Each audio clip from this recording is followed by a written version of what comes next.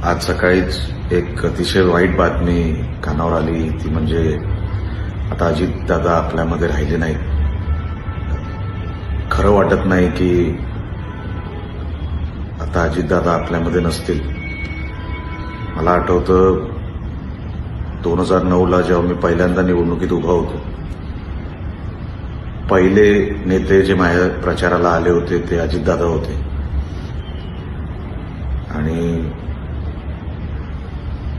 आता जेव्हा आमदार झालो त्यावेळेला सुद्धा सभागृहामध्ये माझ्यासारख्या एका नवीन आमदाराला कुठे काही कमी पडायला नको यासाठी त्यांच्या डिपार्टमेंटमधून माझ्यावर नेहमी लक्ष असायचं. काही गोष्टी न मागता पण अजितदादा देत होते. असा दिलदार माणूस महाराष्ट्राच्या राजकारणातून समाजकारणातून निघून गेले.